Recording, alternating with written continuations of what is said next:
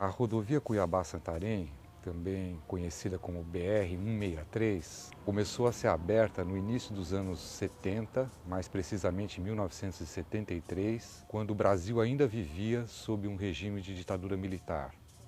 Os projetos de infraestrutura realizados naquele período eram implementados sem nenhum tipo de consulta à população brasileira e à população diretamente envolvida por essas obras e seguiam uma lógica militar que contemplava basicamente os interesses geopolíticos que o setor militar alimentava para esse país. Populações de várias regiões do Brasil foram trazidas para o eixo dessa estrada e praticamente jogadas em núcleos de colonização, em assentamentos do INCRA. Vilas e cidades foram se constituindo do dia para a noite, sem nenhuma condição mínima de urbanização, sem saneamento básico, sem saúde, sem educação, de forma que se tornaram cidades com baixa qualidade de vida e que acabaram sendo antros de aventureiros que se dirigiam para essa região para promover a grilagem de terras e a exploração predatória de recursos naturais. Essa rodovia foi implementada com um enorme custo social e ambiental, do que é o exemplo mais flagrante, o genocídio que foi praticado contra o povo Panará, habitante desde tempos imemoriais de todo o norte do Mato Grosso e sul do Pará e que foram praticamente dizimados quando a rodovia começou a ser aberta. Os sobreviventes foram transferidos para o Parque Nacional do Xingu pelos irmãos Vilas Boas e passaram 20 anos vivendo no parque até que decidiram retomar a parte do seu território que ainda se mantinha preservada com matas, florestas e rios correndo com água limpa. Agora, quando o governo federal e os governos dos estados discutem a pavimentação dessa rodovia, nós estamos diante de um grande desafio, que é o de saber se, enquanto país, enquanto povo e também enquanto governo, nós somos capazes de implementar uma obra dessa envergadura sem cometer os erros do passado.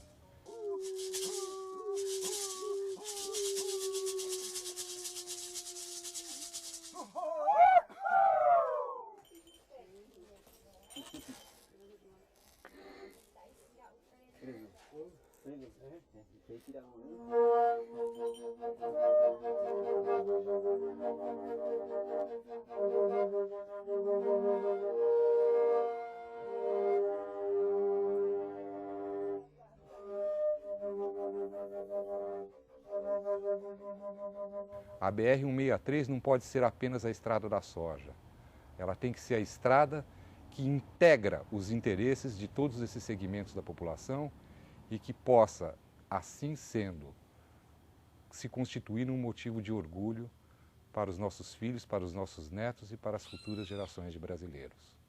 Viajando de Cuiabá até Sinop, né, e você pode viajar até Guarantã, praticamente você vê uma paisagem homogênea, né, de plantações de soja, cruzada com alguma plantação de algodão e pequenas reservas legais, né, de mata em algumas áreas, a gente vê isso, né. É um setor que tem contribuído para um desmatamento grande no estado, tanto diretamente quanto através da conversão de áreas de pecuária, mas que também empurra a pecuária mais para frente, né? É também um setor que não gera muitos empregos em função da área que ele ocupa. E aí, o preocupante nessa história é a soja, né? Porque ela representa 79% da exportação mato-grossense, 79%. Né? Isso é um valor muito alto, porque uma pequena crise no mercado internacional ou uma doença na soja inviabiliza, desestruturaria praticamente a produção agrícola do estado, porque ela predomina amplamente. Né? Isso é um risco, vamos dizer, econômico e de segurança alimentar. E no aspecto ambiental, né, nós sabemos que toda a monocultura, né, e ela é muito moderna, entre aspas, né, moderno no sentido de uso de tecnologias intensivas em capital. Tudo que não é soja é vista como uma praga, como uma coisa a ser eliminada. Então, o uso de herbicidas é muito intensivo, né? E isso, quer dizer, elimina-se tudo menos a soja. Isso é um impacto ambiental muito grande sobre a biodiversidade. O que vem acontecendo agora, com o dinheiro que o grande produtor está tendo com o lucro da soja, ele quer expandir cada vez mais. Como uma região, Lucas, Sorriso, a área deles é pequena e eles querem expandir, ou eles vão para o Pará, ou eles vão nesses assentamentos e acumulam 20, 30 lotes.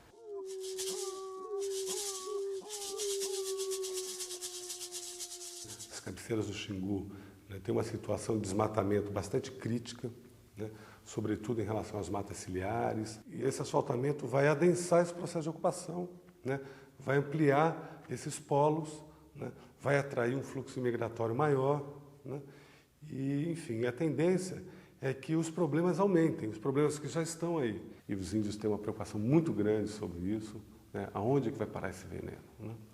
E eu acho que, sobretudo, pela situação das terras indígenas na bacia, né? Elas têm uma situação de extrema vulnerabilidade na bacia, porque elas estão localizadas na calha do rio Xingu e as cabeceiras dos principais rios que formam o rio Xingu no Mato Grosso e que desaguam no rio Xingu dentro das terras indígenas, as cabeceiras desses rios estão fora. Então o rio Xingu é uma espécie de ralo regional. Todos esses rios que formam o Xingu é um problema sério. Primeiro são a sujeira, a poluição, né? Quer dizer, a sujeira que desce, a água fica muito barrenta e com o desmatamento até a mata ciliar do rio, com isso criar um outro problema, né? A fundura do rio começa a ficar raso demais, né? A areia vai formando aí, vai tomando conta, né? E por aí você vai vendo que o rio está secando. Então é um preocupante muito grande para quem, principalmente nós, os índios que moram no Parque do Xingu.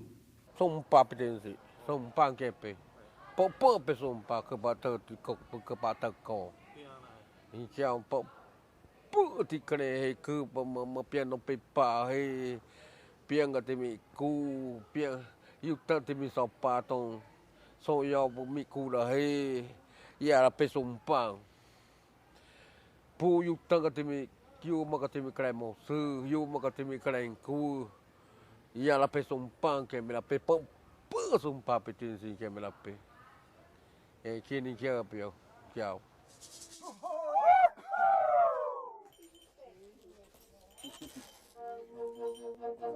Nós queremos reunir os índios, os pequenos agricultores, as organizações ambientalistas e dessa maneira promover a discussão dos excluídos para que os seus interesses, as suas necessidades sejam incluídas nesse grande empreendimento.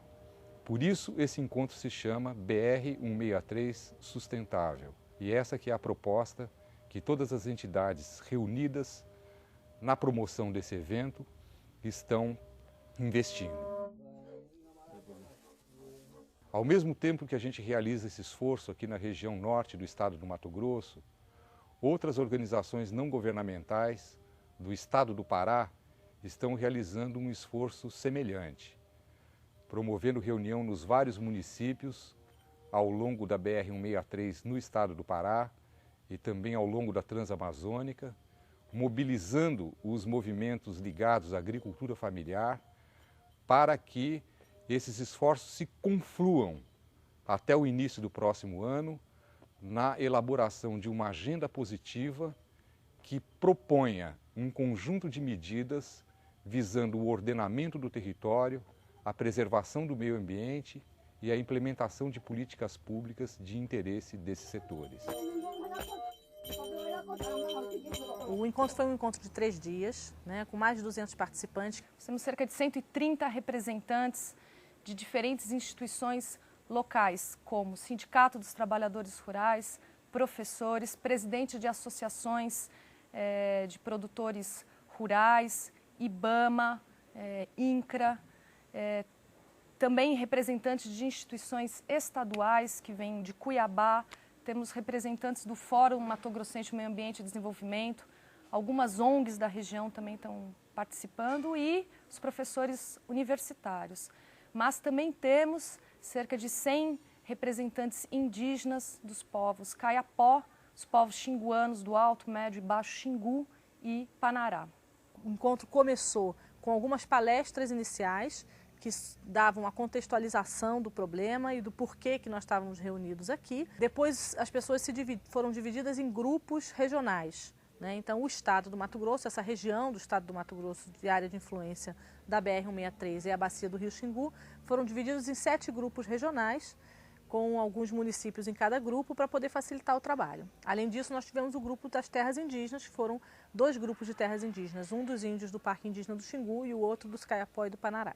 Esses grupos trabalharam com uma base de informações cartográficas que nós disponibilizamos, que tinham desde mapas sobre a vegetação, sobre as estradas existentes, os assentamentos, as terras públicas protegidas, as terras indígenas, unidades de conservação, mais um conjunto de outros documentos que foram disponibilizados para os facilitadores, para que os facilitadores pudessem orientar o trabalho dos grupos. Então, cabia a esses facilitadores, que eram pessoas ligadas à organização do evento, orientar a discussão do grupo para que se chegasse ao resultado. Esse resultado era sistematizado em fichas. Essas fichas vão ser arquivadas num banco de dados e elas trazem as informações sobre o diagnóstico dos problemas identificados pelas pessoas, as propostas que os grupos fizeram e as ações estratégicas, quer dizer, que tipo de ação de política pública pode complementar as propostas pontuais na execução daquelas ideias. Os grupos se dividiram e fizeram a discussão em cima de alguns temas que foram previamente determinados. Os temas foram ordenamento fundiário e infraestrutura, viabilidade das atividades produtivas, áreas protegidas e biodiversidade, manejo de recursos naturais e monitoramento ambiental e fortalecimento social e cultural das populações.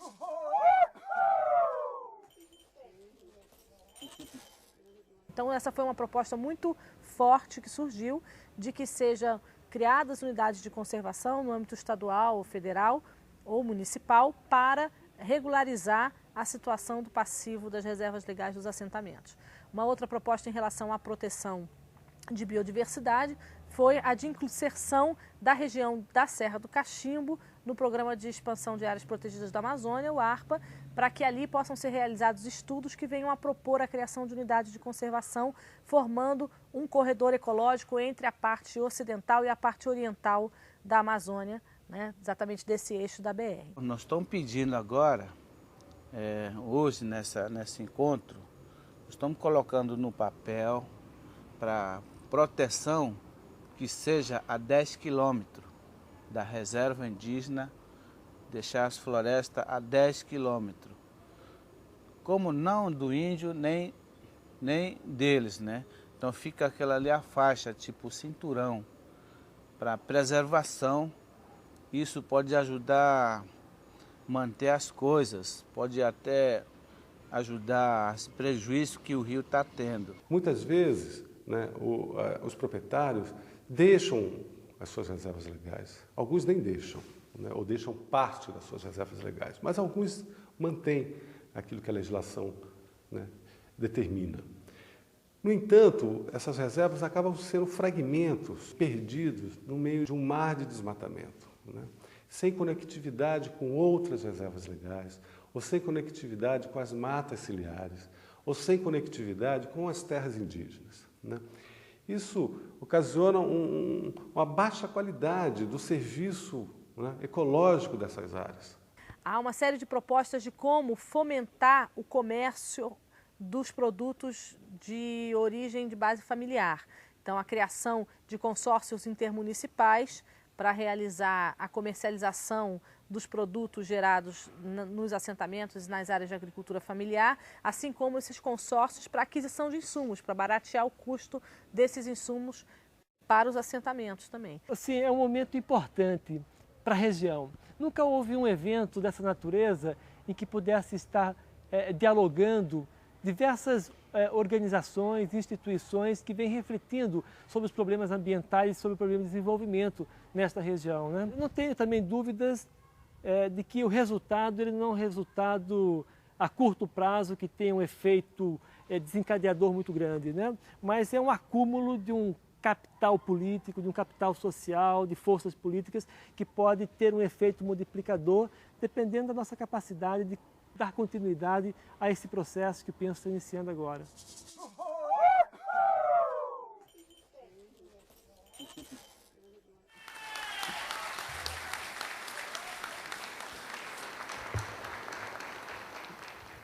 Excelentíssima Senhora Ministra do Meio Ambiente, Marina Silva, Excelentíssimo Senhor Ministro da Integração Nacional, Ciro Gomes, Excelentíssimo Senhor Governador do Estado do Mato Grosso, Blairo Maggi, e o Senhor Prefeito de Sinop, Nilson Leitão, a quem cumprimento as demais autoridades na mesa, as lideranças indígenas, senhoras e senhores, meus companheiros de trabalho. O documento que vai ser lido aqui é apenas um resumo, um extrato do resultado do trabalho que foi realizado aqui nos últimos 3 dias, que será entregue por completo assim que estiver consolidado. Mas já dá uma ideia do que foi o esforço realizado aqui por todos os presentes durante esse encontro. A abertura da rodovia Cuiabá-Santarém, em 1973, representou uma oportunidade de integração nacional.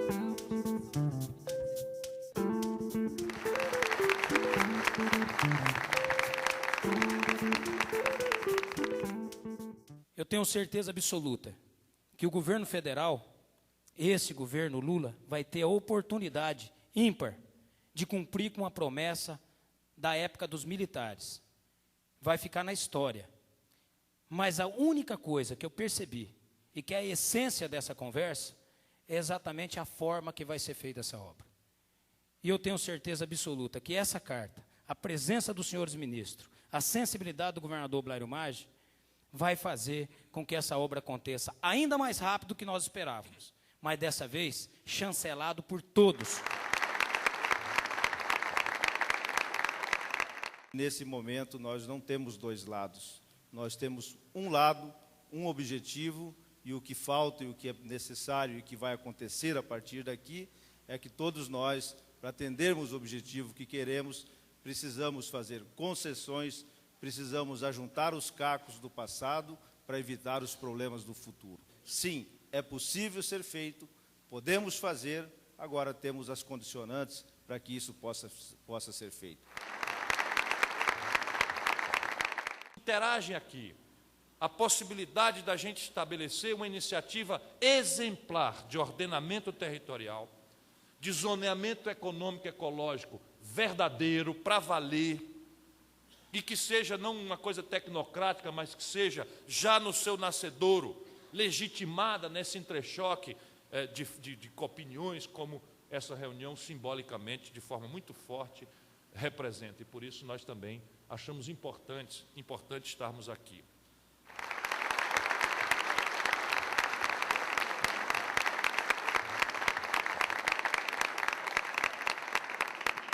Na Amazônia, as coisas ainda podem acontecer de uma forma diferente. Os 15% que já foi devastado nos empurra para uma solução que faça a compatibilização entre desenvolvimento e meio ambiente, entre esses dois e a problemática social. Se nós formos capazes de lutar e realizar a sustentabilidade econômica, cultural, política, ambiental, econômica e ética, nós não estaremos fazendo apenas política de país, de governo, nós estaremos fazendo política de país, e não apenas para o nosso país, nós estaremos dando uma grande contribuição para o mundo. Eu quero agradecer por essa oportunidade. Teremos ainda muitas reuniões, e essa talvez seja a primeira para que possamos fazer através de um grupo de trabalho.